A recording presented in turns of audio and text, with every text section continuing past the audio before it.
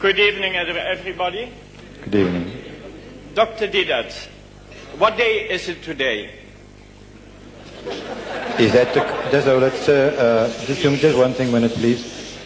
I'm going to allow you one question, so please ask the pertinent question, and yes. Otherwise, if you're going to have one leading up, I might stop you at the wrong place. That's right. I want to relate it to the scripture. I want to know what day it is today. All right, I can answer that to you. Thank you. It's Tuesday, the 12th. It is Tuesday, the 12th. Right. From 1900? 88. 88. When has that started? What means 1988? No. You're referring to the year of the Lord type of thing. The Lord. Yeah, that means the the Lord has created that day when the start of the Bible, of the New Testament. From that day, when you go back to history, 640 years has the Quran been written. All right, well, now what is the Yesaya, question? Sorry? What is your question to me? My question is, how do you know what you believe is true? Thank you. Thank you. Right. You see, there are numerous reasons which makes me to believe that this book is true. Numerous reasons. Number one, this book was given through a man who didn't know how to read or write. What we call an ummi in Arabic, unlettered. He brought this book about. The very physical size of this book, if this was Muhammad's production compared to the Holy Bible, 40 different authors wrote this book. 40 different people went along to produce this book. This is one man's job.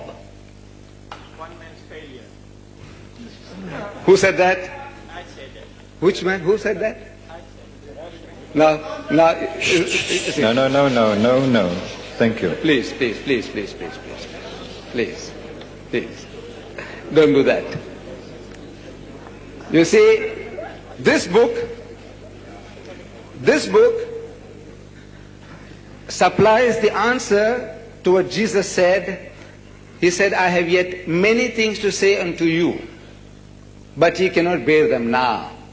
Howbeit, when he, the Spirit of truth, is come, he will guide you into all truth. This book guides mankind into all truth, meaning solves all your problems. The Holy Bible doesn't do that. Jesus Christ himself, he says, I got many things to say, and you are incapable of receiving it. And he didn't give you, and nor the Holy Ghost has told any church in this past 2,000 years, solution to the problem of race, solution to the problems of alcoholism, solution to the problem of surplus women. There are dozens of problems to which this book does not give an answer. Whereas Jesus Christ prophesied that there's somebody coming after me, and it is he who will give you solution to all your problems. Then in the book of Isaiah, chapter 29, verse 12, you read there a prophecy. It says, and the book is given to him that is not learned. An ummi saying, Iqra, read. And he says, Ma ana biqari'in. He said, I'm not learned. The book, what book is he talking about?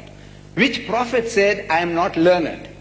Now, if you read the history of Muhammad, his life, the first revelation that was given to him in the cave of Hira, the Archangel Gabriel comes to him and commands him in his mother tongue, Iqra, read, and he says, Ma ana biqari'in.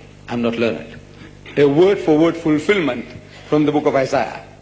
Then in the book of Deuteronomy, chapter 18, verse 19, it says, and it shall come to pass that whosoever will not hearken unto my words, which he, that prophet mentioned in 1818, speaks in my name, so I will require it of him.